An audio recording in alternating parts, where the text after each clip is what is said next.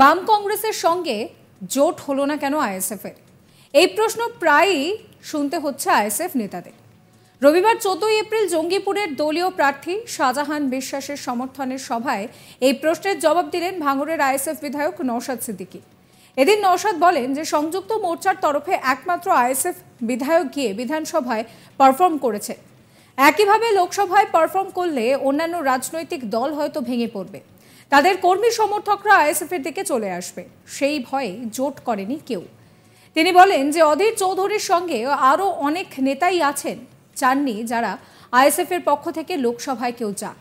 আসলে যেভাবে সংযুক্ত মোর্চার তরফে একমাত্র আইএসএফের বিধায়ক গিয়ে বিধানসভায় পারফর্ম করেছে, একইভাবে লোকসভায় পারফর্ম করলে অন্যান্য রাজনৈতিক দল ভেঙে পড়তে পারে, তাই তাদের কর্মী সমর্থকরা আইএসএফের থেকে চলে আসবে, সেই ভয়ে কেউ জোট করেনি। নওশাদের দাবি, আমরা চেয়েছিলাম বিজেপি তৃণমূলকে পরাস্ত করতে জোট হোক।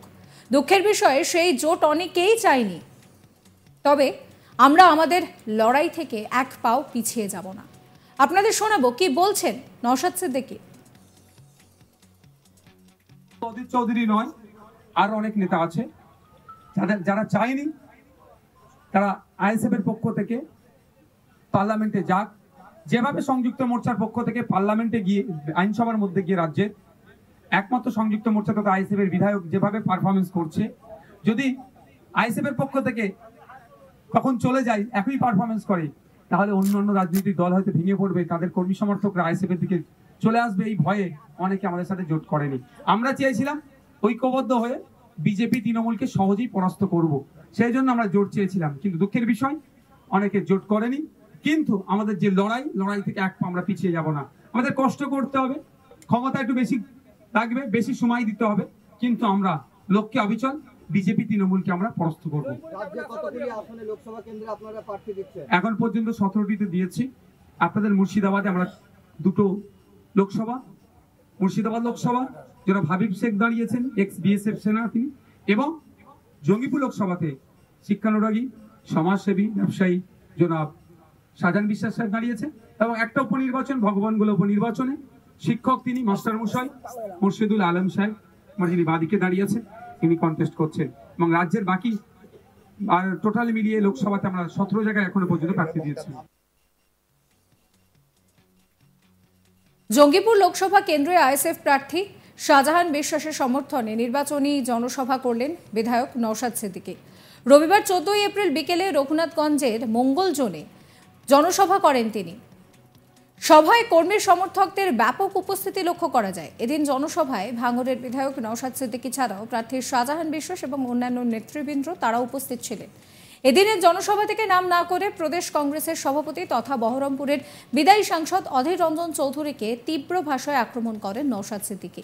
পাশাপাশি তৃণমূল কংগ্রেসকেও আক্রমণ করেন এবং আগামী 7ই মে আইএসএফ প্রার্থী শাহজাহান বিশ্বাসকে বিপুল ভোটে জয়যুক্ত করার জন্য আহ্বান জানান। এদিন নওশাদ অভিযোগ করে বলেন যে একজন সাংসদ বছরে এলাকার উন্নয়নের জন্য 5 কোটি টাকা পান। 5 বছরের সাংসদ হলে তাহলে 25 কোটি টাকা পেয়েছেন, কিন্তু এলাকার উন্নয়নের জন্য যদি তিনি এই টাকা খরচ করতে ব্যর্থ হন, তাহলে এই ব্যর্থ সাংসদকে জনগণ ভোট দেবেন কিনা সেটা নির্ভর করছে মানুষের উপর। তবে জঙ্গিপুরের প্রার্থী শাহজাহান বিশ্বাসের মতো প্রার্থীকে ভোট দিলে 25 কোটির 25 পয়সাও জঙ্গিপুরের বাইরে খরচ হবে না, সমস্ত টাকা উন্নয়নের জন্যই খরচ হবে। কি বলছেন তিনি, শোনাবো। একজন লোকসভার সাংসদের বছরে 5 লাখ টাকা এক বছরে পাই, 5 বছরে তিনি 5 কোটি, 5 বছরে 25 কোটি টাকা। কাজটা কেন তাকে দেওয়া হয়? তার সংসদীয় ক্ষেত্রে যে উন্নয়নের যে গ্যাপটা থাকবে সেই গ্যাপগুলোকে পূরণ করার জন্য মেনলি। যদি তিনি ব্যর্থ হন, তাহলে ব্যর্থ সংসদকে জনগণ ভোট দেবে কি দেবে না জনগণ হাতে নির্ভর করছে। তবে আমাদেরকে যদি ভোট দিয়ে যেতে, আমাদের শাহজাহান সাহেবকে যদি ভোট দিয়ে যেতে, আমরা বলবো 25 কোটির 25 পয়সা এই নির্বাচনী ক্ষেত্রের বাইরে যা খরচ হবে না। গোপাল ঠাকুরের এই নিয়ে একটি রিপোর্ট দেখাবো। জঙ্গিপুর লোকসভা কেন্দ্রে আইএসএফের প্রতীকে লড়তে চলেছেন সুতির তৃণমূল কংগ্রেসের বিধায়ক ইমানি বিশ্বাসের দাদা শাহজাহান বিশ্বাস। শুধু তাই নয়, এই ইমানি বিশ্বাসের পরিবারের 3টি গুরুত্বপূর্ণ সদস্য তৃণমূল কংগ্রেসের 3টি গুরুত্বপূর্ণ পদে রয়েছেন, যার মধ্যে এই শাহজাহান বিশ্বাসের ভাই ইমানি বিশ্বাস তিনি সুতির বিধায়ক রয়েছেন, তৃণমূল কংগ্রেসের। অন্যদিকে তার স্ত্রী শাহজাহান বেগম সেই পঞ্চায়েত সমিতির সদস্য রয়েছেন। পাশাপাশি শাহজাহান বিশ্বাসের ভাইয়ের বউ অর্থাৎ মুর্শিদাবাদ জেলা পরিষদের সভাধিপতি রুবিয়া সুলতানা, এই একই পরিবারের 3 সদস্য তৃণমূল কংগ্রেসের 3টি গুরুত্বপূর্ণ পদে আসীন রয়েছেন এবং এবার সেই পরিবারেরই এক সদস্য শাহজাহান বিশ্বাস আইএসএফের প্রতীকে 2024-এর লোকসভা নির্বাচন লড়তে চলেছেন। এই খবর ছড়িয়ে পড়তেই রীতিমতো রাজনৈতিক মহলের জল্পনা শুরু হয়। পাশাপাশি 2024-এর লোকসভা নির্বাচনের আইএসএফের প্রার্থী হিসেবে শাহজাহান বিশ্বাসের সমর্থনে গতকাল ভাঙড়ের আইএসএফের একমাত্র বিধায়ক নওশাদ সিদ্দিকী মুর্শিদাবাদ জেলার রঘুনাথগঞ্জের মঙ্গলজোন এলাকায় নির্বাচনী সভা করেন শাহজাহান বিশ্বাসের সমর্থনে।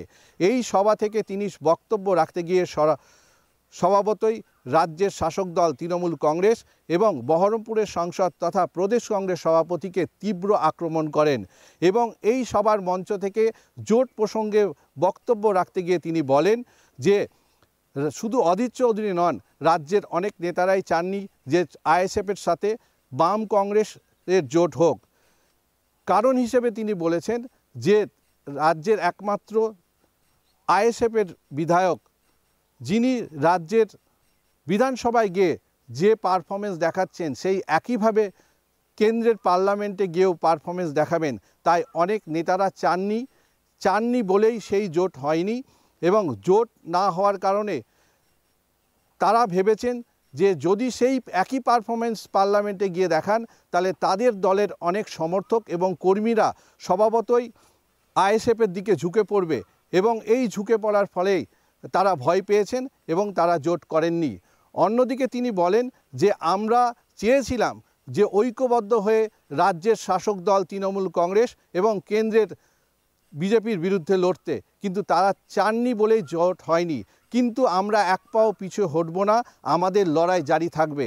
পাশাপাশি তিনি আরও অন্য প্রসঙ্গে বলেন যে মুর্শিদাবাদ জেলার 3টি লোকসভা কেন্দ্রের মধ্যে মুর্শিদাবাদ এবং জঙ্গিপুর এলাকা 2টি লোকসভায় তিনি প্রার্থী দিয়েছেন এবং অন্যদিকে ভগবানগোলা বিধানসভার উপনির্বাচনেও প্রার্থী দিয়েছেন এবং রাজ্যের মোট 42টি লোকসভা আসনের মধ্যে 17টি আসনে তিনি প্রার্থী দিয়েছেন বলে জানিয়েছেন এই সভার মধ্যে দিয়ে।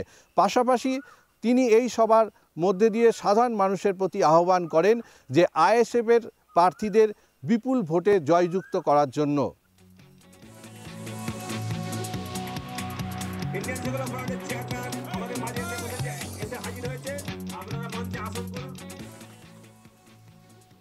সাবস্ক্রাইব করবেন আজ তাক বাংলার ইউটিউব চ্যানেলকে, ফলো করবেন হোয়াটসঅ্যাপ চ্যানেলও।